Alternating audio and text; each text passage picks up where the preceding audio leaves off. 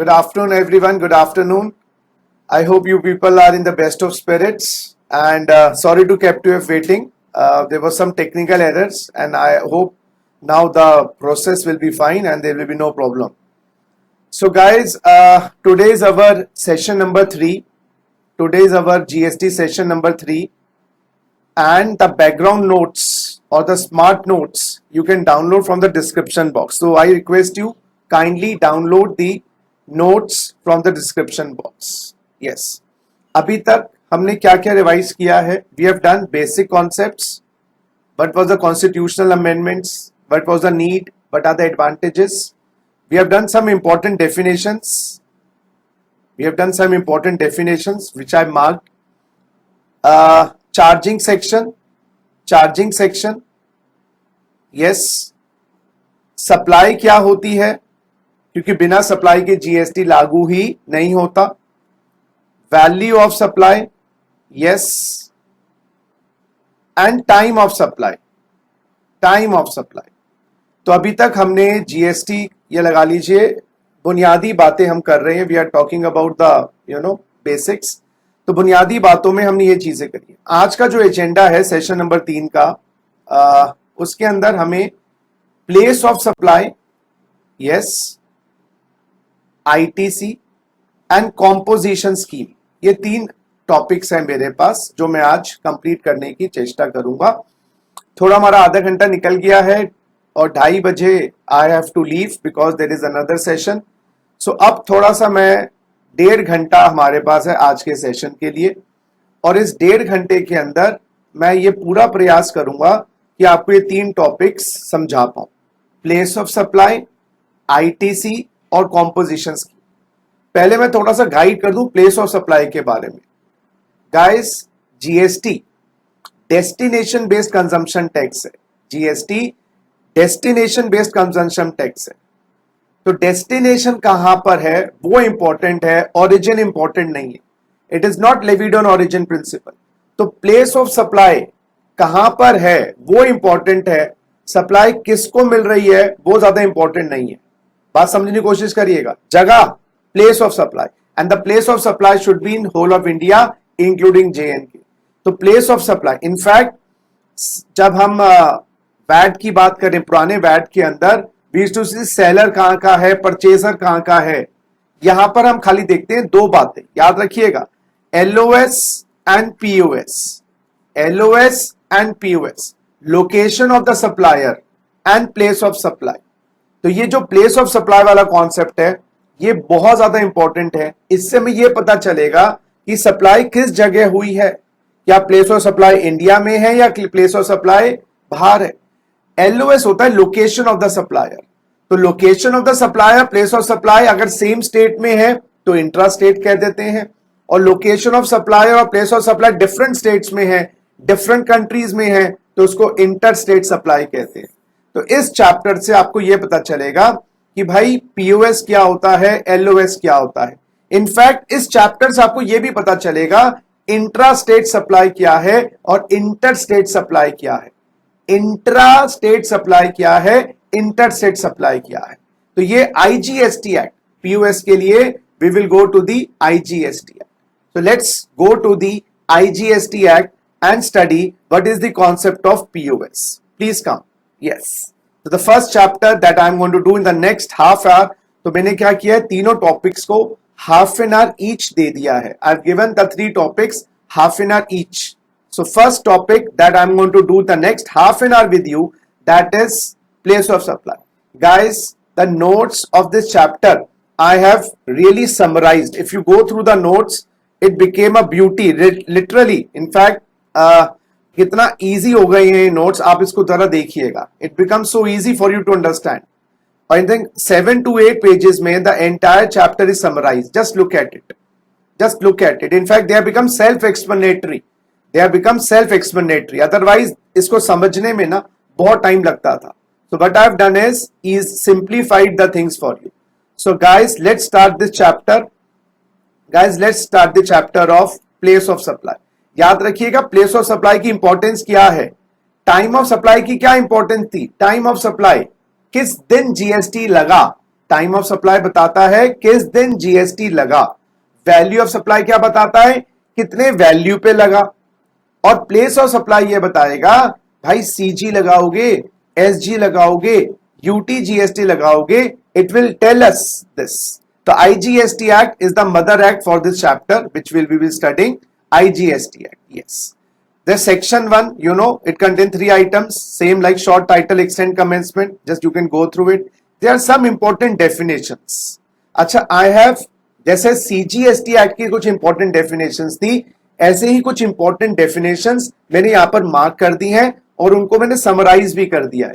जैसे continuous journey, export of goods, export of services, yes, fixed establishment, import of goods, import of services, location of recipient of service, इसको मैं कहूंगा LOR, LOR service, location of recipient.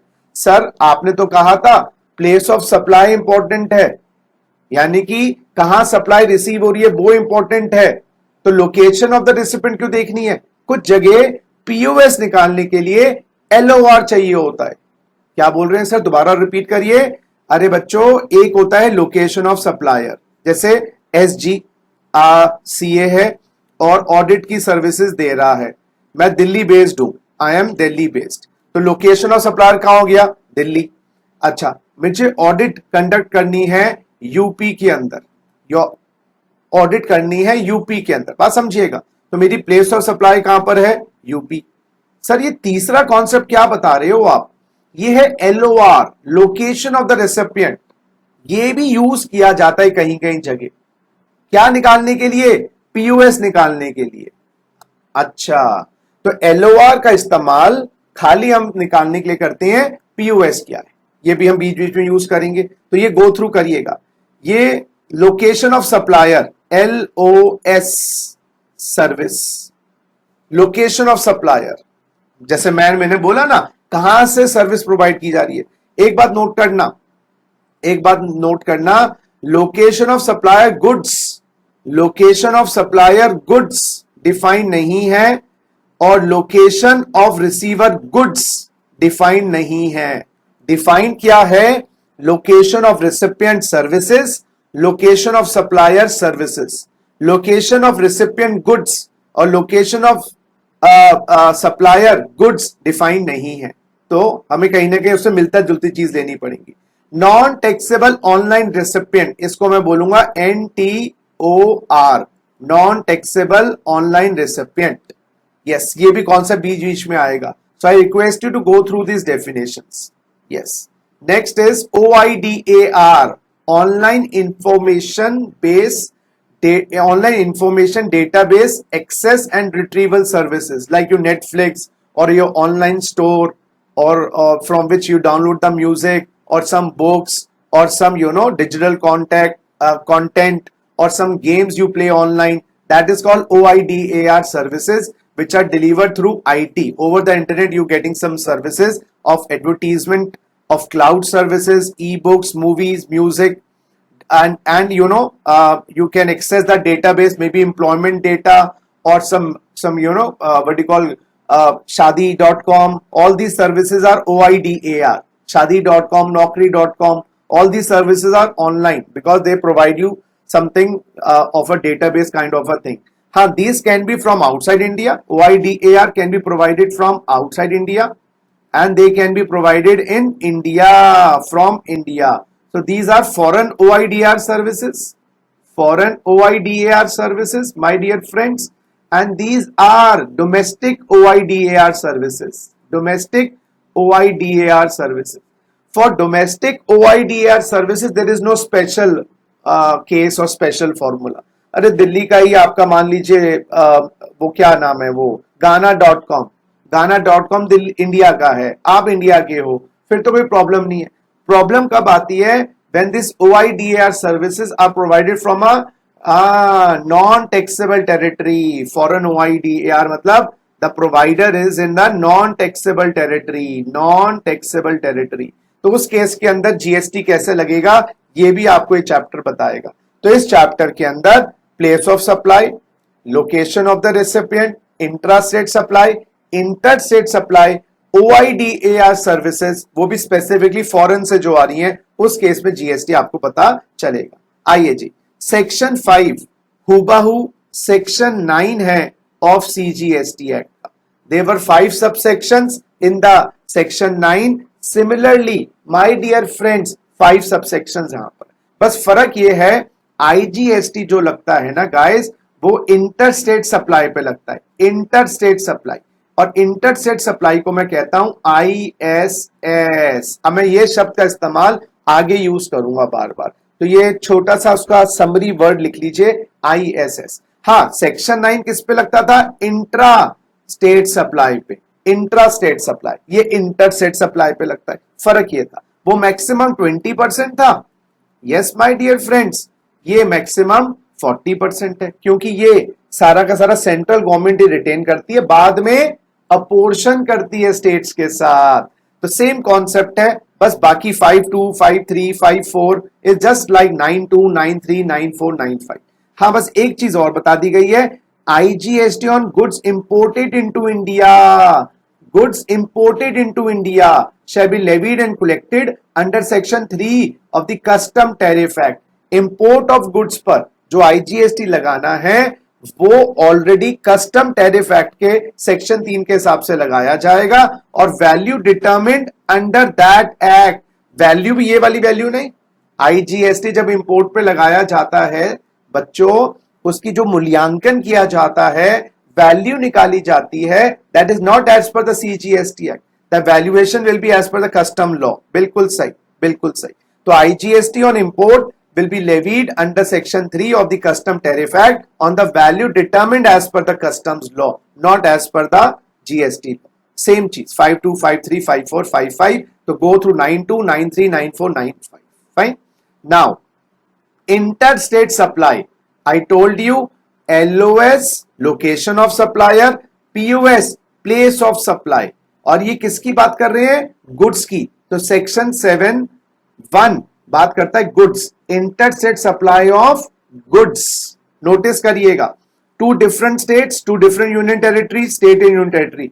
If I से boundary cross हो गई, boundary cross हो गई, और domestic boundaries, domestic boundaries के अंदर ही है, इंटरनेशनल बाउंड्रीज क्रॉस नहीं कर रहे हैं हम। We are talking about Delhi to Agra, Agra to Agra to Haryana, Haryana to Bareilly, and all these things. So we are talking about boundary cross हो रही है, state की cross हो रही है, union territory की cross हो रही है, one state to another union territory, doesn't matter, that is an interstate supply। Similarly, import of goods is also an interstate supply, interstate supply। Yes। Similarly, now 7(3) says interstate supply of services। तो थोड़ा सा ना, if they ask you what is interstate supply of services, 7(3), again location of supplier and place of supply। location of supplier, go to the definition। yes, आ जाइए, location of the supplier, go to the definition। my dear friends, location of the supplier, but they are giving the location of the supplier of service। so supply made from registered place, location of the registered place। supply made from fixed establishment other than registered place, location of the fixed establishment, that is not registered but some office is there। supply made from more than one establishment, location of the establishment most directly concerned with the provision of supply। if you are making supply from 2 or 3 offices, so which office is directly concerned? And if there is absence of such place, you cannot find out from the place supply is being taking place, location of the place of residence of the supplier, location of the place of residence of the supplier। but mind you, my dear lovely friends, this is given for services। location of the supplier for goods, we can again use it in the same sense, but I don't know why they have not given the definition of location of supplier goods, but we will use this also more or less for the purpose of goods। fine। तो LOS का सीधा सा हिंदी में सरल मतलब है, supply कहां से, supply from where supply taking place, from where supply taking place. That is called location of supplier. Supply कहां से हो रही है, बस आ जाइए, वापस आ जाइए बच्चों, please come back, please come back. So location of supplier कहां से हो रही है, और निगाहें निशाना, निशाना क्या है, प्लेस ऑफ सप्लाई। अच्छा, ये प्लेस ऑफ सप्लाई डिफाइंड अच्छी खासी, सारी प्रॉब्लम जो आएगी ना आपको इस चैप्टर में वो आएगी प्लेस ऑफ सप्लाई रिमेंबर करने में। बहुत अलग अलग केसेस हैं प्लेस ऑफ सप्लाई के।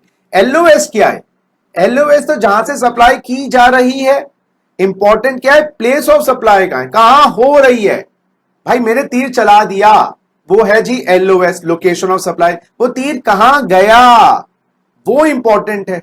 इस चैप्टर में मेन चीज जो आपको याद रखनी है वो है पीओएस के केसेस, प्लेस ऑफ सप्लाई कहां कहां है। आइए अगेन कॉन्सेप्ट वही है, इंपोर्ट ऑफ सर्विसेज भी इंटरसेट सप्लाई है, बिल्कुल सही गाइस। एक्सपोर्ट और स्पेशल इकोनॉमिक जोन ये भी इंटरसेट सप्लाई है।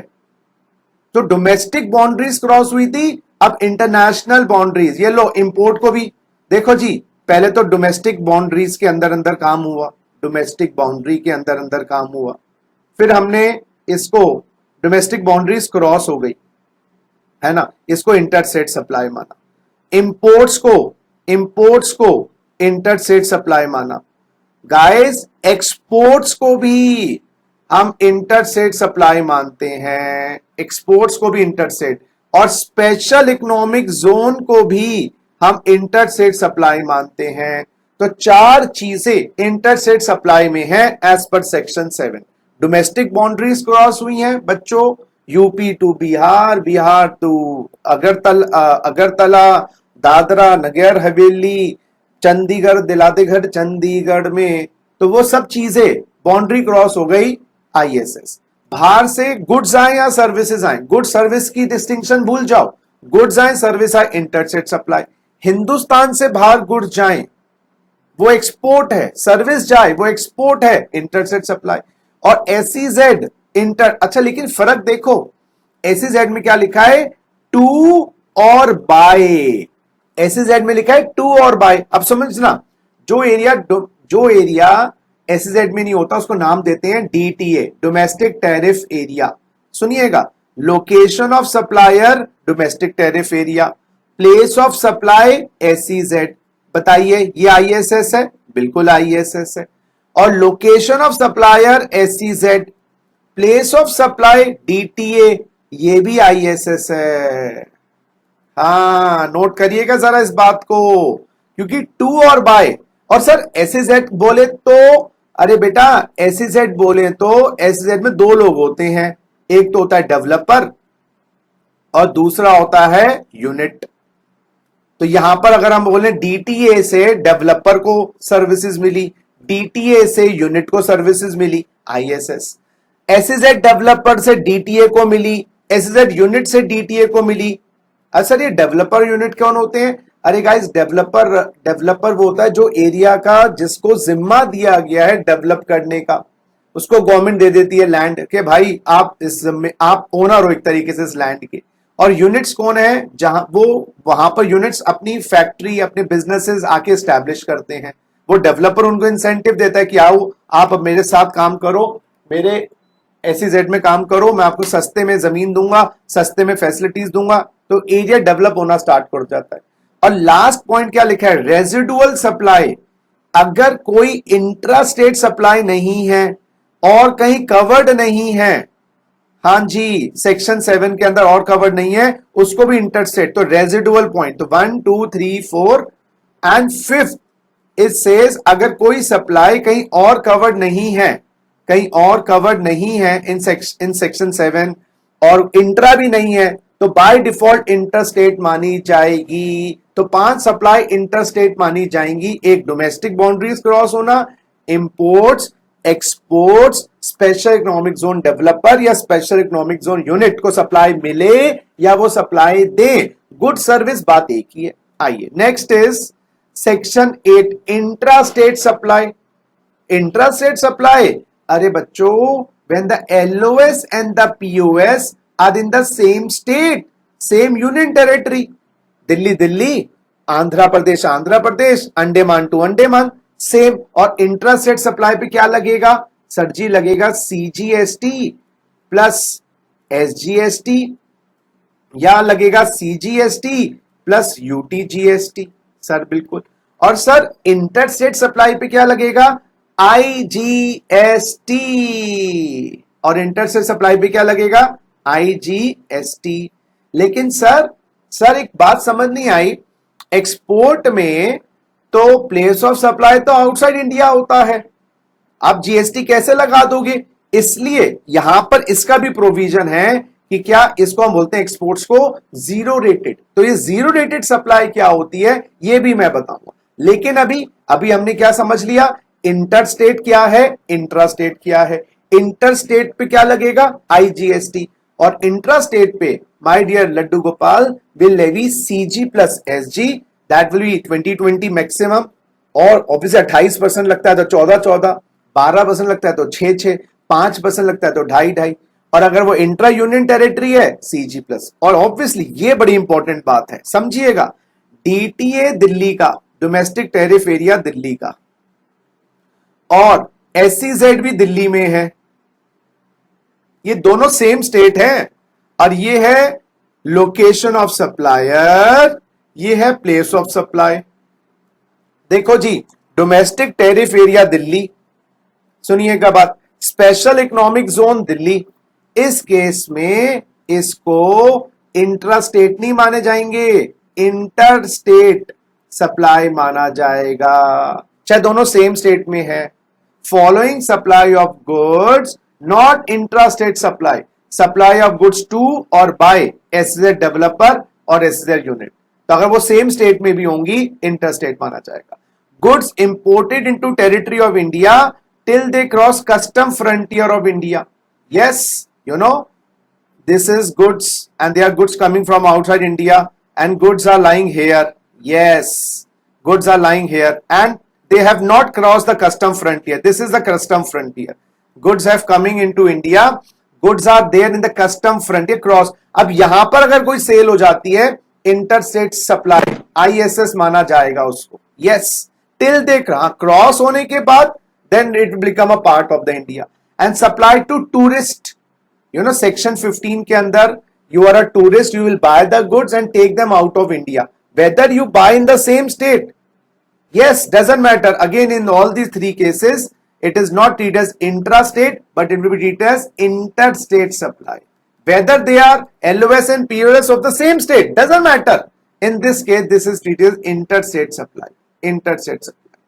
And similarly guys, intra-state supply of services, again the same concept, LOS of the services, POS services, same state, same union territory, Delhi, Delhi, Andaman, Andaman. And again the same concept, intra-state supply of services shall not include supply to or by asset developer. तो जहां पर SEZ आ गया ना बीच में, SEZ आ गया ना बीच में, चाहे LOS में आ जाए या POS में आ जाए, वो इंटरस्टेट माना जाएगा। This is establishment of distinct person. How would you know what is the establishment of distinct person? One establishment in India, other establishment outside India. Establishment in one state, another establishment outside that state. Establishment in one state and another establishment registered in the same state. So establishment in India, one establishment in USA. Establishment in Delhi and another in UP. And obviously they are having the same entity is one. An establishment in state union territory in Delhi, you got branch 1. My dear friends, in Delhi you have branch 2. Both are registered, both are registered, other registered, both are registered. These are establishment different persons. So section 7 define interstate, section 8 intrastate. Now supplies in territorial waters, supplies in territorial waters, see how beautiful it is. Location of supplier or place of supply in territorial waters. So for example, LOS is territorial waters and POS is Delhi. Now sir, how can we treat this as? Then we'll see this supplier is territorial waters, this territorial water is nearest point is Tamil Nadu. The nearest point is Tamil Nadu from this. So we will deem it as LOS of Tamil Nadu. Yes, this is the law given under section 9. If LOS is in territorial, TW मतलब territorial waters. तो अगर territorial waters की LOS है तो nearest point मान लेंगे उसका. Nearest point वो यूनियन टेरिटरी भी हो सकता है या वो. हाँ, अब जरा देखिएगा, LOS this will be treated as interstate. Now look at LOS territorial waters. Nearest point is Tamil Nadu. And place of supply is Tamil Nadu. Can you tell me whether it is inter or intra? Please, can you tell me in the chat box? Nearest point of this LOS, location of supply, is territorial waters. The nearest point, territorial water extends up to 12 nautical miles. The nearest point is Tamil Nadu. Yes, so this will be treated as a LOS of Tamil Nadu. Place of supply Tamil Nadu है. बताएंगे अब ये क्या बनेगा, intra या inter? मैं बताऊं, this will be treated as intra state supply. तो टेरिटोरियल वाटर में अगर कोई सप्लाई है बच्चों, तो आप नियरेस्ट पॉइंट देखिएगा कौन से, वो स्टेट के साथ है या यूनियन टेरिटरी के साथ. सो यहां पर territorial water nearest point Tamil Nadu to Delhi, intra. Territorial water nearest point is Tamil Nadu to Tamil Nadu, intra. Now this section 10, understand now, section 10, place of supply of goods other than imported or exported goods. section 10 आपको ये बताएगा supply कहां हो रही है अगर imported और exported goods नहीं है, क्योंकि एलओएस पता लगाना मुश्किल नहीं है. कहां से सप्लाई हो रही है, वो रजिस्टर्ड प्लेस से हो रही है, एस्टैब्लिशमेंट नॉन रजिस्टर्ड एस्टैब्लिशमेंट है तो वहां से हो रही है, मल्टीपल एस्टैब्लिशमेंट है तो जो डायरेक्टली कंसर्न्ड है, और अगर वो अदर देन रजिस्टर्ड है तो user place of residence. LOS पता लगाने में दिक्कत नहीं आएगी, दिक्कत आएगी प्लेस ऑफ सप्लाई, रायता कहां फैला है वो देखना है. तो अगर नॉन इंपोर्ट एक्सपोर्टेड गुड्स है सेक्शन 10. सेक्शन 11 सुनिए, place of supply of goods imported और एक्सपोर्टेड फ्रॉम इंडिया. तो सेक्शन 10 और 11, हां जी, section 10 plus section 11, place of supply of goods, बात खत्म. Domestic goods 10, international goods 11. अच्छा, सेक्शन 12 क्या कहता है? Section 12 place of supply of services, domestic services. तो section 12, yes my dear friends, plus section 13 defines place of supply of services. अब आपको याद हो जाएगा, section 10 domestic supply of goods and 11 international supply. And similarly, my dear friends, section 12 this is for goods, 10 and 11, and 12 and 13 is for services. So my sincere request to you is, after this summary notes, you read them and make, even more summaries like this. Section 10, 11 domestic and international goods, supply of goods, and section 12 domestic services. Just to give you an idea, how does section 10 work? So section 10 for goods, supply involve movement of the goods. So from Delhi, yes, the goods will move to UP, and from that, this is in transit, they will not stop in UP, they will again go to Bihar. Now guys, and yes, so the goods, the movement will commence from Delhi, they will go to UP, and in Bihar the movement will terminate. Now what is the place of supply in this case? It is given location of the goods at the time movement of the good terminate for delivery to the recipient, and the movement terminates in Bihar. The place of supply will be Bihar. And then find out the LOS. Sir, LOS is Delhi. So LOS is Delhi, POS is Bihar. It will be treated as interstate supply. Something like this. Fine. So you go through these things. Yes. So the goods are assembled on a site. So LOS is Delhi. LOS is Delhi, and assembly will take place. The goods will be assembled, at Andaman. Goods will be assembled at Andaman. Now, what is the POS? When the goods are to be assembled and installed at a particular site, place of installation. So guys, Andaman will be treated as POS. Is this type of things you need to do. Acha, in case of imported exported goods, obviously imported goods, the place of supply is the location of the importer. So I am importing goods from Delhi. From US the goods are coming to Delhi. My location is Delhi. So the place of supply is Delhi. Acha, in exported goods, I'm exporting goods to UK. The place of supply is UK. Location outside India. Simple as that. So easy. Section 12 is for domestic services. It says both. See, POS of services where LOS, location of supplier,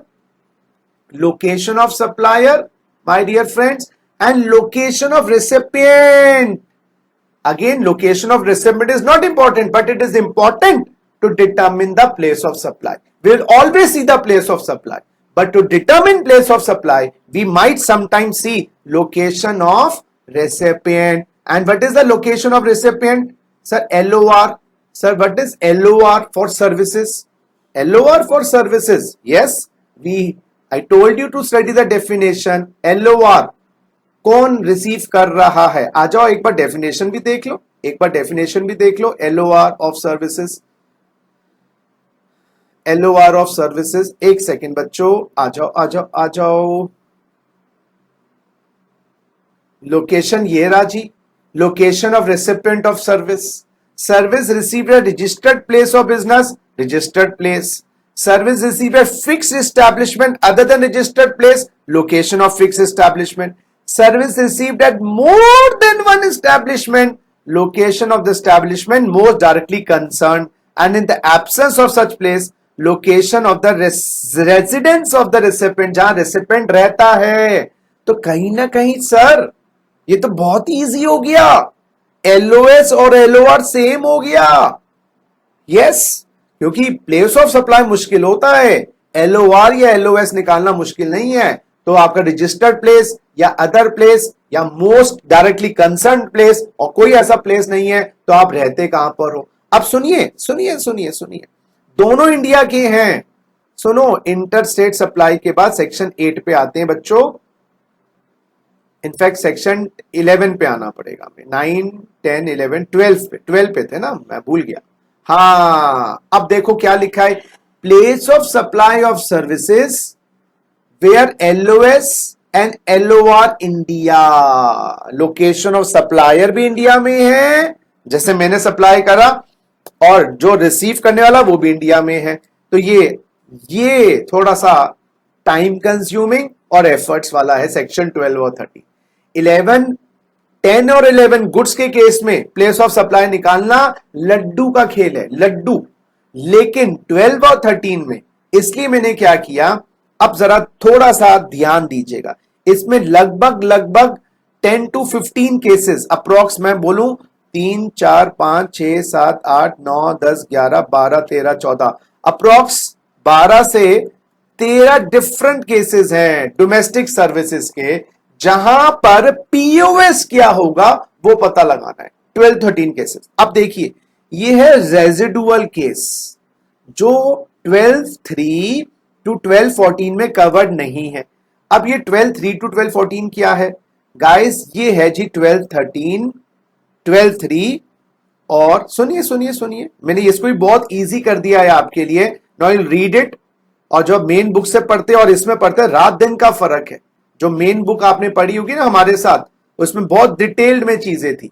12-13 to 12-14 देखिए जरा, ये सब मैंने बहुत सरल कर दिया आपके नोट्स के अंदर. 12-14 ये स्पेसिफिक केसेस हैं, specific cases. 12-3 to 12-14 specific cases. लिखिए बच्चों, अच्छा, कहीं सोच रहे हो कि क्या सीएस एग्जीक्यूटिव में भी आ सकता है? आ सकता है। प्रोफेशनल में तो ये है ही टॉपिक, सीएस एग्जीक्यूटिव में भी पूछ सकते हैं। बस ये कि सीएस एग्जीक्यूटिव वालों को ना लिबर्टी है, 2-3 अगर टॉपिक नहीं किए, 2 क्वेश्चन मिस कर देंगे, एक नंबर का ही क्वेश्चन है ना सीएस एग्जीक्यूटिव में। प्रोफेशनल में तो they can ask for 8 marks, CMA inter में they can ask for 8 marks. तो सीएस एग्जीक्यूटिव वालों की तो मजे हैं कि एक आधा टॉपिक अगर वो नहीं भी करते तो 1 या 2 नंबर ही आ जाएगा, उसमें से कितना आ जाएगा, समझो मेरी बात। Every topic is equal. तो 12 3 to 14 स्पेसिफिक केसेस है। आइए जरा, स्पेसिफिक केसेस है। और अगर आपकी domestic supply of services 3 to 14 में नहीं आई तो आप 12-2 में कवर करोगे, रेजिडुअल केस। एग्जाम्पल के तौर पे समझिए, मैं आपको दिखा रहा हूं। आइए अब जरा 12-3 की सर्विसेज देखिए, समझिएगा समझिएगा। आर्किटेक्ट की सर्विसेज, आर्किटेक्ट तो सर बिल्डिंग बनाता है, इंटीरियर डेकोरेटर बिल्डिंग का काम करता है, सर्वेयर बिल्डिंग का काम करता है, land building engineer and other experts, real estate agent services या right to use immovable property. तो मेरे पास यूपी की प्रॉपर्टी है, मेरे पास यूपी की, SG has a property in UP, property in UP. SG Delhi है, location of supplier Delhi, location of supplier Delhi, और मेरी प्रॉपर्टी कहां है? यूपी में, और मैंने इसको रेंट पे दे दिया है। I have given it on rent, I given it on rent. Now मेरी प्लेस ऑफ सप्लाई, अच्छा ये क्या एलओआर क्या एलओएस दिल्ली इंडिया का है? Yes sir, Sachin Gupta. Location of the recipient वो कहां का है? जो आपने किराएदार, अच्छा सर मैंने ना रेंट पे दी है, ये जो यूपी रेंट पे दी है मिस्टर जॉन को, मिस्टर जॉन को। तो sir location of recipient India नहीं है, फिर सेक्शन 13 में जाना पड़ेगा, 12 में नहीं। लेकिन मैंने तो रामलाल को दी है रेंट पर, रामलाल को दी है, तो बेटा एलओआर भी इंडिया का। हां जी सर, बिल्कुल सही कह रहे हो। और एसजी दिल्ली का, तो पीओएस भी, एलओएस भी, एलओएस समझिएगा। तो पहले एलओएस इंडिया का, यस, एलओआर इंडिया का, यस, तो सेक्शन 12 में आना। या अगर ये प्रॉपर्टी ओन करता जॉन, या किराएदार जॉन होता जो यूएस का है, तो सेक्शन 13 में जाना पड़ता, फिर वहां पर हमें प्लेस ऑफ सप्लाई निकालना पड़ता। आप देख के बता सकते हो प्लेस ऑफ सप्लाई क्या होगी? 12-3 के केसेस में लिख दिया, लोकेशन वेयर इमूवेबल प्रॉपर्टी और बोट और वेसल इज लोकेटेड और इंटेंडेड टू बी लोकेटेड। तो ये प्रॉपर्टी कहां लोकेटेड है? UP, UP he place of supply माना जाएगा। चाहिए रामलाल चाहे हो सकता है बिहार का बंदा हो, लेकिन लोकेटेड कहां पर है? लोकेटेड तो यूपी में है। तो डोमेस्टिक सर्विसेज जहां पर एलओएस और एलओआर इंडिया का है, तो प्लेस ऑफ सप्लाई जहां पर ये 12-3 12-4 बताएगा। और अगर ये 12-3 से 12-14 वाले केसेस लागू नहीं है तो 12-2 लगेगा। और 12-2 में लिखा है क्या रजिस्टर्ड पर्सन को दिया है आपने सर्विसेज, तो location of the registered person. अगर आपने रजिस्टर्ड पर्सन को नहीं दी है अपनी कोई सर्विस, ये जनरल केस है, याद रखना। अगर आपने नॉन रजिस्टर्ड पर्सन को दी है, क्या उसका एड्रेस आपके पास है रिकॉर्ड्स पे? उसका आधार कार्ड, उसका राशन कार्ड, कोई एड्रेस है जी? LOR, location of the recipient. LOR is deemed as POS, LOR is deemed as POS. अच्छा other case, yes, LOS is determined as POS. लो, अदर के एड्रेस नहीं है जी मेरे पास, उसका अनरजिस्टर्ड पर्सन है। नॉन रजिस्टर्ड का मतलब आप सर्विसेज अनरजिस्टर्ड पर्सन को दे रहे हो और उसका एड्रेस आपके पास है, तो LOR is deemed as POS. And अगर अदर केस है, उसका एड्रेस आपके पास नहीं है, तो भाई मेरा जो एलओएस है वो ही प्लेस ऑफ सप्लाई है। तो सेक्शन 12 को समराइज करें। सेक्शन 12 में अप्रोक्स 13-14 केसेस हैं, डोमेस्टिक सर्विसेज हैं, प्लेस ऑफ सप्लाई इंडिया है, और लोकेशन ऑफ सप्लाई इंडिया है, लोकेशन ऑफ रेसिपिएंट इंडिया है, फिर आप स्पेसिफिक केसेस में जाइए, वहां पीओएस निकलेगा। अगर वो स्पेसिफिक केसेस नहीं लगेंगे तो 12(2) में आइए और यहां पर रजिस्टर्ड को तो हम location of the registered person, unregistered है तो एलओआर पीओएस है, और अगर एड्रेस है, एड्रेस नहीं है तो एलओएस ही पीओएस। अब आ जाइए सेक्शन 13। सेक्शन 13 इसी टाइप के केसेस पढ़िएगा, सिंपल मैंने बहुत कर दिया इनको, बिल्कुल इजी हो जाएगा समझने के लिए। सेक्शन 13 क्या कहता है, आइए जरा। सेक्शन 13 इंटरनेशनल सर्विसेज, इसको मैं नाम देता हूं इंटरनेशनल सर्विसेज, इसको मैं नाम दूंगा बच्चों इंटरनेशनल सर्विसेज। इंटरनेशनल सर्विसेज का क्या मतलब होता है सर, प्लेस ऑफ सप्लाई निकालना है। याद रखना 4 सेक्शन है प्लेस ऑफ सप्लाई के, मोटा मोटा 4 section, 10, 11, 12, 13। 10, 11 goods, 12, 13 services. Place of supply services where LOS और एलओआर आउटसाइड इंडिया। अरे इसमें से या तो लोकेशन ऑफ सप्लायर, जैसे मैंने किराए पे मकान दिया, मैं तो दिल्ली का हूं लेकिन जिसको दिया वो यूएस का है, या मकान का मालिक ही यूएस का है, जो यूपी में मकान है उसका मालिक यूएस का है, तो लोकेशन ऑफ सप्लायर या location of resident outside India. इसमें भी वही बात, अगर आपके स्पेसिफिक केसेस हैं, हां जी स्पेसिफिक केसेस हैं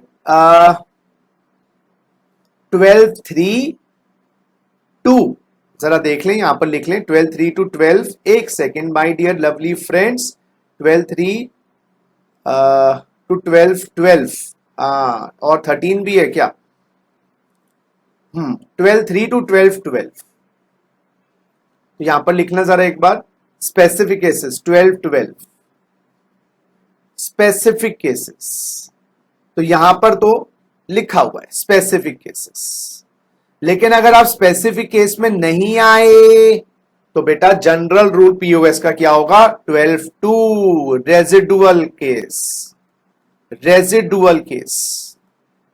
और रेजिडुअल में केस क्या लिखा है, अच्छा 3 है ये, 13(3) to 13(13), या गॉट इट, मिल गया, 13(3) to 13(13) मिल गया जी हमें, ये पॉइंट जो मैं ढूंढ रहा था ना, ये specific case 13(3) to 13(13) specific cases. और अगर इसमें क्या लेना है, तो स्पेसिफिक में तो स्पेसिफिक बात करेंगे, और स्पेसिफिक केस नहीं है तो देखिए पीओएस विल बी एलओआर। अच्छा, in the residual case place of supply is equal to LOR, location of the recipient, जो रेसिपिएंट की लोकेशन है वही हमारी प्लेस ऑफ सप्लाई मान लेंगे, क्या करें फिर। अच्छा, अगर location of residence is recipient is not available, then POS is equal to AOS. Oh gosh, अगर लोकेशन ऑफ रेसिपिएंट नहीं है तो जो प्लेस ऑफ सप्लाई है वो लोकेशन ऑफ द सप्लायर, कि जो मैंने सप्लाई करा वो ही मेरा प्लेस ऑफ सप्लाई है। फर्क समझना, यस आ जाइए ये स्पेसिफिक केसेस में देखना। ये आपके दिए हुए हैं 13(3) से 13(13), देखिए जरा देखिए, जैसे वही है इमोरल प्रॉपर्टी की सर्विसेज, याद रखिएगा। अब सुनना मेरी बात, यूपी की प्रॉपर्टी है, अब आप लोग बताना सेक्शन कौन सा लगेगा। यूपी की प्रॉपर्टी है, इसका जो ओनर है वो यूएसए का है, और लेट आउट किया हुआ है दिल्ली के रामलाल को, लेट आउट किया हुआ है दिल्ली के रामलाल को, इस यूएसए के ओनर ने। अब जरा बताइएगा इसका प्लेस ऑफ सप्लाई क्या होगा, पहले चेक करिए, ये सर्विस है, यस, तो अब सर 10, 11 सेक्शन नहीं लगाएंगे, 12, 13। अब ये डोमेस्टिक सर्विसेज है या इंटरनेशनल सर्विस है, पहले पता लगाओ। सर जी एलओएस कहां का है, सर एलओएस तो इंडिया का है ही नहीं, लोकेशन ऑफ सप्लायर वो तो बाहर का हो गया, तो फिर सर यहां पर सेक्शन 13 लगेगा। और सेक्शन 13 में क्या लिखा है, service supply directly in relation to immovable property, place of immovable property, यहां पर भी लिखा है प्लेस ऑफ इमूवेबल प्रॉपर्टी, तो प्लेस ऑफ इमूवेबल प्रॉपर्टी कहां है, यूपी, तो सर इसका पीओएस यूपी माना जाएगा। एलओएस कहां का है, यूएसए, और yes place of supply UP, ये बात हो। तो place of supply different different cases में आपको ये पढ़ना है और समझना है। तो 10, 11, 12, 13। आइए 14th केस। इनफैक्ट एक सेकेंड बेटा, सेक्शन 14 करवाने से पहले ये पढ़िए जरा। Section 14, payment of tax by supplier of OIDAR services, online information database and access. जैसे आपका नेटफ्लिक्स होता है, और जैसे मैंने बोला ना naukri.com, शादी.com, जहां पर डेटाबेस आपको एक्सेस मिल जाता है, या गाना.com या spotify.com, इंटरनेशनल सर्विस है, कोई देसी सर्विस है। अब देखना क्या लिखा है, OIDAR by any person located in non taxable territory, या फॉरेन कंट्री से OIDAR मिल रही है, फॉरेन कंट्री से, और received by non taxable online recipient. Now who is non-taxable online recipient is again given. So you know Ramlal for personal purpose. Ramlal for personal purpose. दोस्तों it is import. जब हम बाहर से कोई services India में लेते हैं, it is import. It is known as import. And import में रिवर्स चार्ज है। बट बाबा हमारे रामलाल साहब तो नॉन टैक्सेबल ऑनलाइन रिसिपिएंट है, ये कहां बर्डन बियर करेगा? तो यहां पर जो ये सप्लायर है ना, सप्लायर फॉरेन कंट्री का OIDAR सर्विस प्रोवाइडर, यही लायबल है, डायरेक्ट चार्ज है, डायरेक्ट चार्ज है बाबा, डायरेक्ट चार्ज है साईं। तो अगर फॉरेन कंट्री से OIDAR नॉन टैक्सेबल ऑनलाइन, अच्छा टैक्सेबल ऑनलाइन रिलायंस इंडस्ट्रीज को मिल रही है सर्विस, ये सर्विसेज रिलायंस इंडस्ट्रीज को मिल रही हैं, वो तो टैक्सेबल ऑनलाइन, तो रिवर्स चार्ज लागू हो जाएगा, फिर रिलायंस इंडस्ट्रीज लायबल टू पे GST। बट अगर foreign OIDAR services personal purpose के लिए non taxable online recipient, definition पढ़ना, उसको मिल रही हैं, तो भाई GST will be on direct charge. And yes, याद रखिएगा, याद रखिएगा कि भाई हम उस फॉरेन सप्लायर को बोलेंगे तुम्हारी फिजिकल प्रेजेंस इंडिया में है या नहीं, क्या जी है, तो बोलेंगे OIDAR वाले को आप single registration under notified simplified registration scheme SRS, इनका रजिस्ट्रेशन OIDAR सर्विस की कैटेगरी में होगा। अरे सर इंडिया में फिजिकल प्रेजेंस नहीं है, तो इंडिया में कोई रिप्रेजेंटेटिव होगा तुम्हारा, उसको बोलो वो रजिस्टर करेगा, तुम्हारे बिहाफ पे देगा, जैसे वो ECO में था ना 95 में। अरे सर फिजिकल प्रेजेंस भी नहीं है, रिप्रेजेंटेटिव भी नहीं है, तो नियुक्त करो ना बाबा, अपॉइंट करो इंडिया में, फिर वो देगा। लेकिन कभी कभार ये फॉरेन OIDAR सर्विसेज किसी इंटरमीडियरी के थ्रू, जिसको हम बोलेंगे बिचौलिया, उस बिचौलिए के माध्यम से, उस इंटरमीडियरी के माध्यम से सर्विसेज दे रहे हैं, तो भाई वो इंटरमीडियरी लायबल होगा। फिर अगर वो फॉरेन OIDAR सर्विसेज इंटरमीडियरी के माध्यम से दे रहे हैं, तो इंटरमीडियरी को लायबल करें। हाँ, इंटरमीडियरी अपना परला झाड़ सकता है, इंटरमीडियरी कह सकता है मैं लायबल नहीं हूं किरण, अगर वो ये सारी कंडीशंस पूरी कर दे, तो हम इंटरमीडियरी को लायबल नहीं करेंगे। अगर इंटरमीडियरी जब बिल इशू करने में, पेमेंट रिसीव करने में, किसको मिलेगी सर्विस, किसको नहीं मिलेगी, टर्म्स एंड कंडीशन मैं कुछ नहीं करता, मैं तो फिर बिचौलिया ही हो गया, मैंने तो कुछ काम ही नहीं किया, तो फिर हम सप्लायर को लायबल करेंगे। लेकिन अगर इंटरमीडियरी के थ्रू ये सर्विस डिलीवर होनी है इंडिया में, तो इंटरमीडियरी को लायबल करेंगे। अच्छा जी, refund of IGST to tourist leaving India. अब दिल्ली के एक शॉप में एक टूरिस्ट ने एज पर द स्कीम अगर माल खरीदा है और उस माल को वो इंडिया से बाहर ले जाता है, तो दिल्ली वाला शॉपकीपर IGST लगाएगा। मैंने बताया था ये इंटर स्टेट सेल मानी जाएगी, और उसको उसका refund prescribe manner as per the rules मिल जाएगा। तो बिकॉज अल्टीमेटली डेस्टिनेशन तो आउटसाइड इंडिया है ना, तो अल्टीमेटली उसकी डेस्टिनेशन तो आउटसाइड इंडिया है, तो वो टूरिस्ट इंडिया में खरीदता है और बाहर ले जाता है गुड्स, तो अल्टीमेटली उसकी डेस्टिनेशन तो आउटसाइड इंडिया है।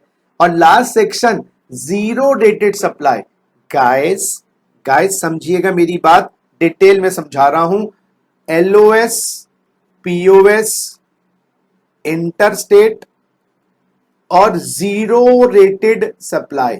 सुनिएगा, LOS Delhi, POS special economic zone, interstate yes, zero rated supply yes, ICAR में डेवलपर यूनिट। अब सुनिएगा मेरी बात, SEZ सप्लाई कर रहा है दिल्ली को goods, interstate supply yes but not zero rated supply. Zero rated supply में अब सुनिए एक बात और, दिल्ली से यूएस से चीज जा रही है, interstate supply yes, zero rate supply yes. उल्टा करो, यूएसए से दिल्ली माल आ रहा है, interstate yes, zero rate supply नहीं। दो ही supply in zero rated supply हैं, दो ही सप्लाई मेरे बच्चों। One is Delhi to SEZ yes, या फिर USA to Delhi yes. sorry, this is zero rated, this one I should have marked this one, Delhi to US. These two are zero rated. तो rate supply export goods या service का हो, या supply to लिखा है, bye नहीं लिखा। Bye SEZ interstate तो है लेकिन जीरो रेटेड नहीं है। दो ऑप्शन होती है जीरो रेटेड में, दो option.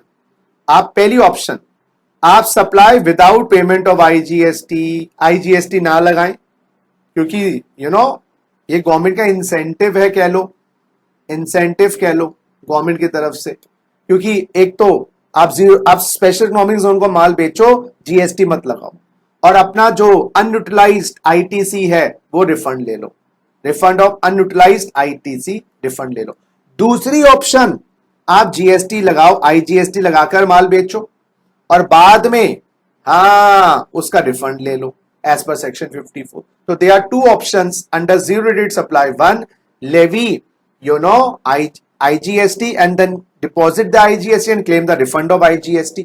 Or second option, my dear friends, is you supply without payment of IGST under the bond or letter of undertaking and claim refund of unutilized ITC. दो ही option होते हैं zero rate supply में। ये बात आपको समझ आ गई तो प्लीज से यस। और कोई भी डिफिकल्टी रिमूव करने के लिए 5 साल के अंदर अंदर from the date of commencement of the act, 1/7/2017 को ये एक्ट लागू हो गई थी, तो 5 इयर्स बाद बच्चा पार्टी 30 जून 2022 तक गवर्नमेंट कुछ भी ऑर्डर पास कर सकती है to remove the difficulties whatever it. तो ये पहले 3 साल की टाइम लिमिट थी, 5 साल की हो गई है। बस ये टेक्निकल सी बात है, इसको याद रखिए प्लीज। बताइएगा दोस्तों, इस चैप्टर में अब हमने क्या सीख लिया? इस चैप्टर में एक, location of supplier, location of recipient, place of supply, intrastate service, interstate service, zero rated supply, OIDAR। अब आ जाओ कॉम्पोजिशन स्कीम। कॉम्पोजिशन स्कीम, अरे आप लोग बता ही नहीं रहे। Are you people getting me? Please say yes, your feedback is very important to me, I just want you. Either ऐसा तो नहीं है आप लोग ऑन करके चले गए मोबाइल को और पीछे से चलता जा रहा है। आइए, कॉम्पोजिशन स्कीम, कॉम्पोजिशन स्कीम क्यों आई, what was the need for the composition scheme? वैसे कॉम्पोजिशन स्कीम का प्रोविजन सेक्शन 10 के अंदर है, कॉम्पोजिशन स्कीम का प्रोविजन सेक्शन 10 के अंदर है। But is the logic is, lot of records are to be maintained under GST and lot of returns is to be filed under GST. Lot of professional charges have to be paid, ITCs to be claimed, and lot of clerical work or tension increases because compliance burden of GST is too much.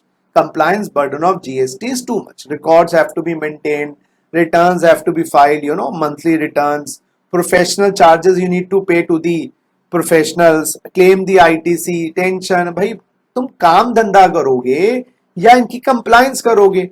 And इसके कारण composition scheme निकल के आई। Government ने कहा कोई records नहीं बनाने, gosh no records, no पढ़ाई। जैसे मैं बोलूं कल से पढ़ाई नहीं करनी है आपको, हाय सर जिंदगी के मजे आ जाएंगे अगर आपने एक बार ये बोल दिया कि पढ़ाई नहीं करनी। अच्छा, लेकिन करनी तो पड़ी। रिटर्न्स हम कम कर देंगे, रिड्यूस कर देंगे हम आपके रिटर्न्स, क्वार्टरली कर देंगे सो दैट एटलीस्ट आपका बर्डन कम हो जाए। प्रोफेशनल चार्जेस आपके रिड्यूस हो जाएंगे, आईटीसी लेने की जरूरत नहीं, टेंशन हो गई कम। shortcut. Composition scheme is shortcut to GST. Where you are under GST.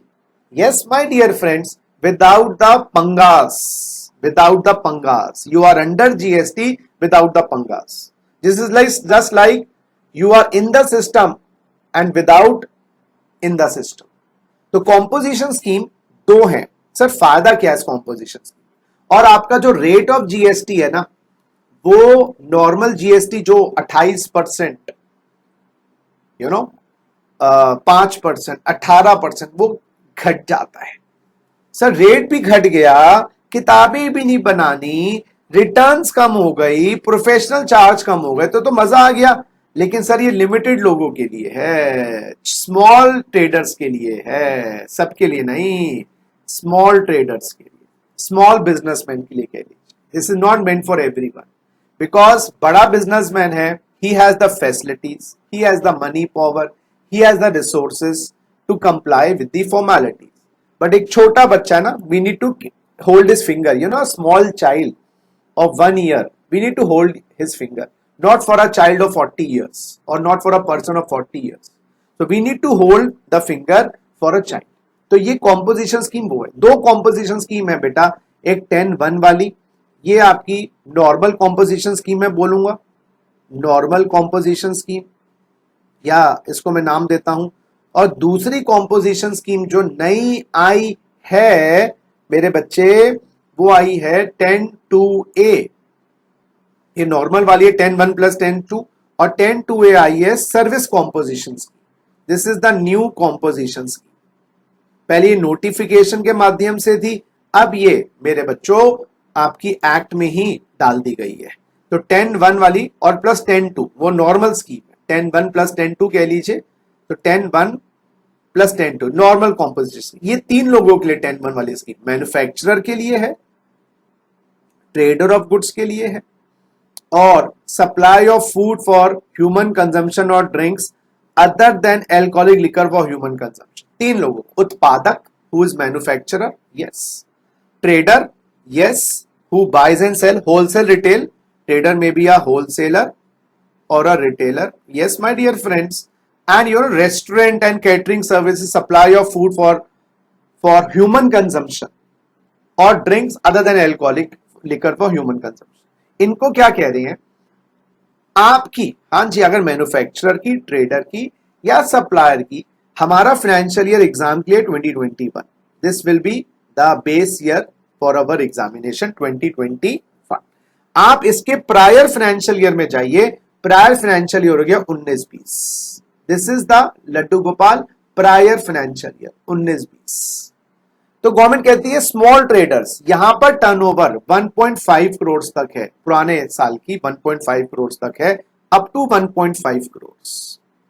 तो करंट ईयर में 1.5 करोड़ तक कॉम्पोजिशन स्कीम का बेनिफिट उठा सकते. यस. और अगर कुछ स्टेट्स हैं जहां पर ये 8 स्टेट्स हैं, 1 2 3 4 5 6 7 8, यहां 75 लाख की लिमिट. इसके अलावा हर जगह 1.5 करोड़ है, 75 लाख. तो कहीं जगह 75 लाख की टर्नओवर है, तो 75 लाख तक आप कॉम्पोजिशन स्कीम का फायदा लगा. सर फायदा क्या होगा? आपका जीएसटी बिल्कुल कम कर देंगे, 5% of the turnover in the state. हाँ जी, लेकिन सर ये 1.5 करोड़ क्या है बच्चों? 80 एग्रीगेट टर्नओवर अगर 1.5 करोड़ तक है, और इस साल भी अगर आपकी एग्रीगेट टर्नओवर 1.5 करोड़ तक, तो आपको कॉम्पोजिशन स्कीम का लाभ. क्या लाभ है सर? बेनिफिट तो बताओ. अरे 0.5% ऑफ द टर्नओवर सीजीएसटी लगेगा, और ऑब्वियसली साथ में हमें एसजीएसटी एक्ट में भी जाएंगे तो वहां पर 0.5% और लगेगा. 5% वो एसजीएसटी एक्ट में लगेगा, यूटीजीएसटी एक्ट. तो टोटल कितना हो जाएगा? 1%. तो 1% कॉम्पोजिशन टैक्स है मैन्युफैक्चरर्स के. ट्रेडर्स के लिए सर वही 0.5% सीजीएसटी एसजीएसटी एक्ट में या यूटी में लगेगा. सर ये 1%, ये भी 1% बन जाएगा. और सर रेस्टोरेंट वालों का भी 2.5% और लगेगा. कहां लगेगा 2.5%? सर जी एसजीएसटी यूटी में, तो ये 5% हो जाएगा. नोट करना एक बात मेरे प्यारे बच्चों, एक बात नोट करना. एग्रीगेट टर्नओवर देखी जाएगी 1.5 करोड़ तक, करंट ईयर में 1.5 करोड़ तक, लेकिन जो टैक्स दिया जाएगा कॉम्पोजिशन टैक्स का वो ओन पॉकेट से दिया जाएगा। ये जो जीएसटी दिया जाएगा ओन पॉकेट से दिया जाएगा। आप ना चार्ज कर सकते, ना आप चार्ज कर सकते, ना लेवी कर सकते, ना आप आईटीसी ले सकते। You have to pay out of your own pocket. तो this is like the cost of composition scheme, you have to pay. तो 1 करोड़ की टर्नओवर पे 1%, 1 लाख रुपए जेब से देना पड़ेगा। समझ गए मेरी बात? या रेस्टोरेंट वाले हो तो 1 करोड़ पे 5 लाख आपको अपनी जेब से देने पड़ेंगे। थोड़ा सा प्राइस बढ़ा के रख लेंगे, लोग यही करेंगे और क्या, अपनी जेब से कौन देता है। लेकिन हम बताएंगे नहीं कि इस प्राइस में इंक्लूडेड है कॉम्पोजिशन टैक्स, हम तो प्राइस लिख देंगे अपने बिल पे, बात खत्म हो गई। चलिए, तो 8 स्टेट्स वाले 75 लैक्स, उसके अलावा बाकी सब पर 1.5 करोड़ की लिमिट है। लेकिन अगर नोटिफाइड गुड्स बनाते हो, आईकीम, पान मसाला, टोबैको, एरेटेड वाटर, तो आपको बेनिफिट कॉम्पोजिशन स्कीम का नहीं मिलेगा। Manufacturer of ice cream, pan masala, tobacco and aerated water will not get the benefit.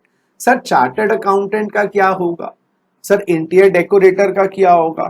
Sir वो तो यहां तो ये गुड्स है, यहां ये गुड्स है, यहां ये सर्विस है।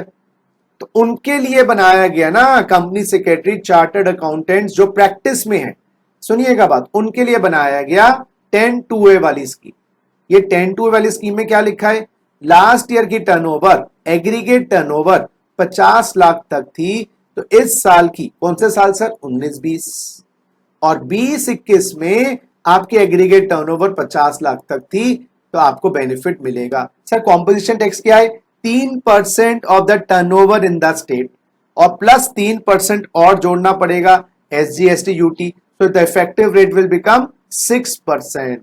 तो आपकी करंट ईयर की एग्रीगेट टर्नओवर में 6% आपको देना पड़ेगा of the turnover in the state. बात याद रखिएगा इस भाई, ये बात याद रखिएगा, 6%। यस। अच्छा, ये ऑल इंडिया बेसिस पर है, मतलब ये एवरी पार्ट ऑफ इंडिया, कोई पर्टिकुलर स्टेट में कम नहीं है। This is for all states and all union territory. Normal composition में 8 स्टेट के 75 लाख का बेनिफिट है, उनके ऊपर नहीं ले पाएंगे। दूसरी स्टेट्स में 1.5 करोड़ का है, लेकिन सर्विस प्रोवाइडर की कॉम्पोजिशन स्कीम सबके लिए कॉमन है। अच्छा सर, ये एग्रीगेट टर्नओवर क्या होती है? अरे बेटा, एग्रीगेट टर्नओवर, आइए जरा, एग्रीगेट टर्नओवर मैंने बड़ा सिंपल कर दिया। एग्रीगेट वैल्यू लेनी है, ऑल इंडिया बेसिस पे लेनी है, सेम पैन नंबर है आपका, और एक्सक्लूडिंग जीएसटी। सर क्या आएगा? टैक्सेबल सप्लाईज, एग्जेम्प्ट सप्लाईज, और exempt supplies includes non taxable supplies. Oh, non taxable supplies, export supplies, inter state supplies, excluding inward supplies और रिवर्स चार्ज। तो ये जो टैक्सेबल सप्लाईज हैं, फॉरवर्ड चार्ज पे हो या रिवर्स चार्ज पे हो, ये आउटवर्ड है। ये टैक्सेबल सप्लाई जो मैं कह रहा हूं ना, आउटवर्ड है, आउटवर्ड जो आप सेल कर रहे हो। लेकिन अगर आप परचेज कर रहे हो रिवर्स चार्ज पे, वो इंक्लूडेड नहीं है। तो मुझे एक बार एग्रीगेट टर्नओवर बताना 19-20 का, आप लोग बताना एग्रीगेट टर्नओवर 19-20 का। और मैं दिल्ली बेस्ड बंदा हूं, तो 1.5 करोड़ तक अगर लास्ट ईयर का होगा तो मुझे इस साल कॉम्पोजिशन स्कीम मिलेगा। एग्रीगेट टर्नओवर ये 20-21, ये मैं कर देता हूं 20-21। देखना जरा, taxable goods 50 lakh, export 30 lakh, हाँ जी, यस, एग्जेम्प्ट 40 लाख, और inward supply on reverse charge 20 lakhs. So 50, 90, 120. What is my 80? बताइए, what is my 80? Taxable goods will be included? Yes, sir. 50 lakhs will be included. Will exports be included? Yes, sir. Will exempt goods be included? Yes, sir. So is it 90, 80 and 40? 1 crore 20 lakhs, 1.2 crores, है ना? So it is up to 1.5 crore. I am entitled to the composition scheme in 2021. This is not included. Inward supply and reverse charge. But mind you friends, aggregate turnover is on all India basis. but when you pay the composition tax you have to pay, अच्छा, and you have to have 5 branches all over India. तो aggregate turnover is of the 5 branches in 1920. Delhi, UP, Bihar, it will be aggregated. Yes. But my dear friends, when you pay composition tax in 2021, आप अलग अलग states का अलग अलग देंगे. जैसे दिल्ली की आपको स्टेट की टर्नओवर निकालें, उसका आपको 1% देना पड़ेगा. यूपी स्टेट की आप टर्नओवर निकालें, 1% देना पड़ेगा. तो चेक करने के लिए बच्चों एग्रीगेट टर्नओवर है, लेकिन कॉम्पोजिशन टैक्स के लिए टर्नओवर इन द स्टेट है. और turnover in the state is the same thing, aggregate value within the state और the union territory excluding GST, taxable supplies, exempt supplies, export supplies, interstate supplies excluding inward supplies on reverse charge. लेकिन एक बात और याद रखना, सुनिए, eligibility में क्या लिखी है बात. अगर आप 10(1) की स्कीम में आना चाहते हो, आपको सर्विसेज नहीं देनी है एक्सेप्ट फूड वाली सर्विसेज. तो फूड वाली सर्विसेज तो दे ही सकते हो, यानी कि चार्टर्ड अकाउंटेंट हो, कंपनी सेक्रेटरी हो, डॉक्टर हो, बैंकिंग हो, इंश्योरेंस हो, वो ले नहीं सकते. मैंने पहले ही बोल दिया. Not engage in non taxable supply नहीं कर सकते. लेकिन सर यहां तो लिखा था सब कुछ नॉन टैक्सेबल सप्लाई आता है. सुनो मेरी बात, बड़ा कंफ्यूजिंग चीज है. Exempt supply includes non taxable supply. तो जब आप कॉम्पोजिशन स्कीम में आ गए ना, उस साल ये काम नहीं कर सकते. लास्ट ईयर की टर्नओवर सब कुछ हो सकती है, वो तो लास्ट ईयर की एग्रीगेट टर्नओवर है. समझो मेरी बात, इस साल आप नॉन टैक्सेबल सप्लाई नहीं कर सकते जब आप कॉम्पोजिशन स्कीम में हो. आप इंटर स्टेट सप्लाई नहीं कर सकते. यस, आप ईसीओ के माध्यम से गुड्स या सर्विसेज नहीं भेज सकते अगर वो टीसीएस कलेक्ट करता है. तो ये रिस्ट्रिक्शंस हैं. तो the year in which you opt for composition scheme, जिस साल आप कॉम्पोजिशन स्कीम के ऑप्ट करते हो, उस साल you can not supply any services except the food services. You can not supply non taxable goods, you can not supply interstate. ये बात याद रखिएगा. एंड मैन्युफैक्चर नोटिफाइड गुड्स नहीं हो सकते. यस, तो लास्ट ईयर की एग्रीगेट टर्नओवर जब आप निकाल रहे हैं, वहां पर सब कुछ हो सकता है, क्योंकि आप नॉर्मल स्कीम में हो सकते हैं. लेकिन जिस साल कॉम्पोजिशन स्कीम में आए वहां नहीं.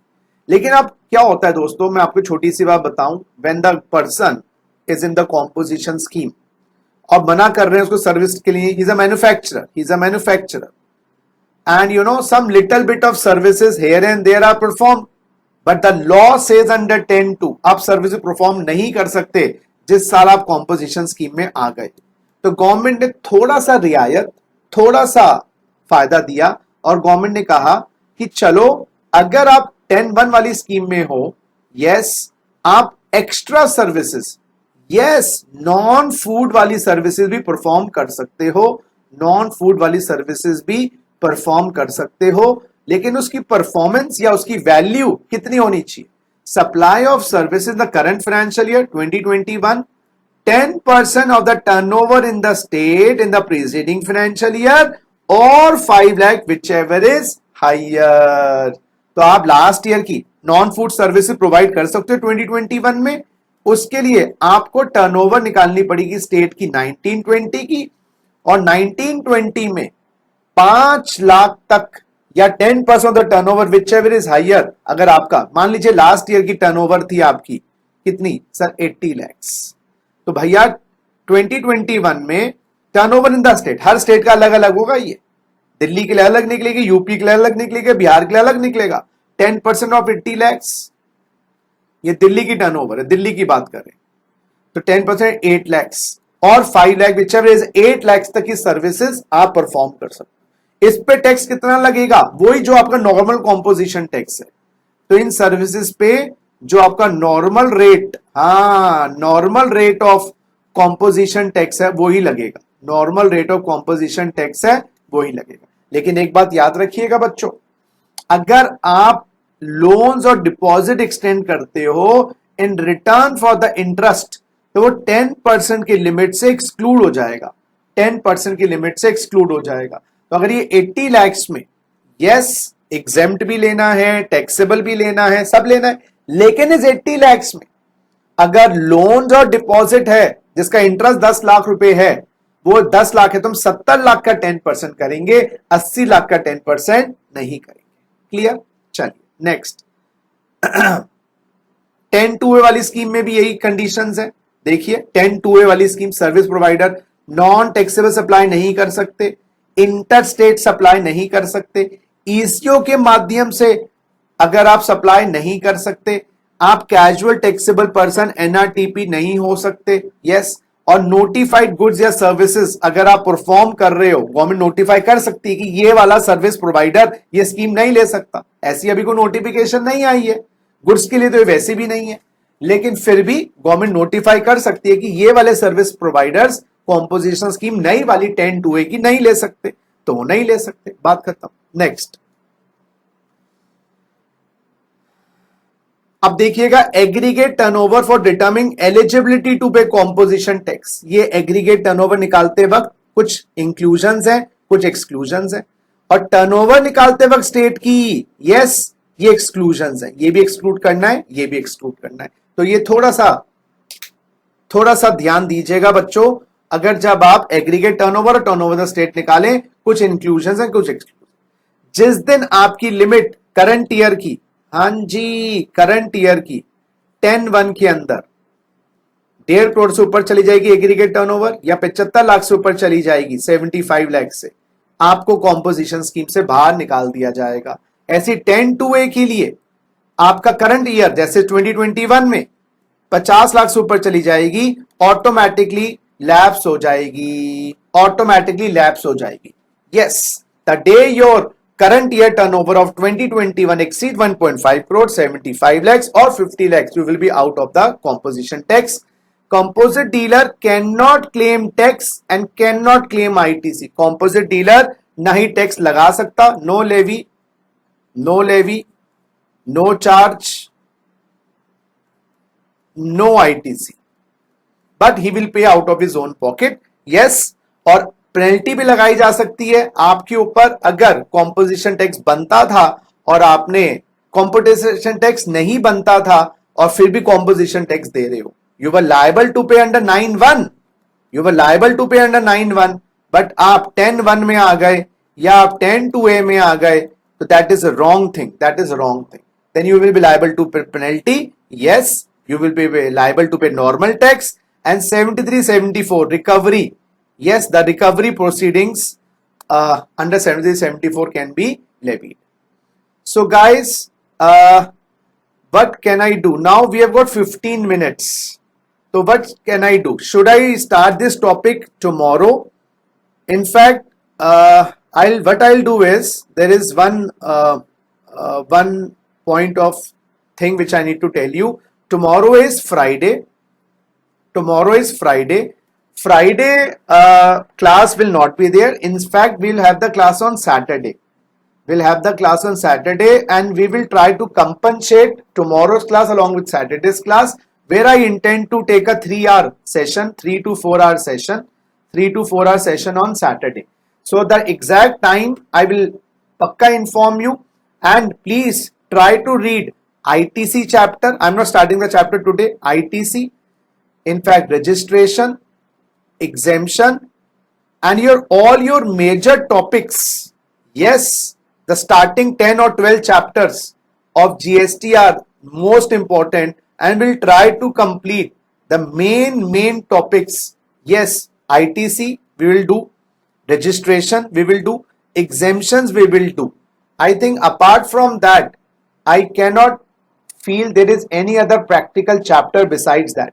So what will I do is, tomorrow there will be no class because of my prior engagement with the institute. Saturday we will have a 3 or 4 hour class in which entirely everything we are going to complete. So please, if you have any queries or doubts right now, let me know, or any special request you want me to follow in the future sessions, please let me know. So today's homework is, You have to study the chapter 9 input tax credit, and guys, just look at the notes. I have even shortened them up. आप इनको पढ़ेंगे ना तो you will feel very comfortable and very relaxed. तो एक इनके notes and registration and exemptions that I'll complete on Saturday. So Saturday I'll intend to start early. Approx I think if time permits, we'll start at 10:30 to 2:30. 10:30 to 2:30 on Saturday. This is the tentative time. This is the tentative time on Saturday. But if there is any change, I'll inform you. Don't worry. So guys, yes. Now if you have any queries, let me know. Otherwise, I'll take your leave and you study all the chapters in the meantime. Please, if you have any queries, please let me know. And I hope you have understood the things. Please make the notes your base, one thing. And your exams will be in the late part of July or early part of August. You still have 1.5 months to go and you have enough time. Whatever you are doing, I'll take it. I'll say please do it on a relaxed manner.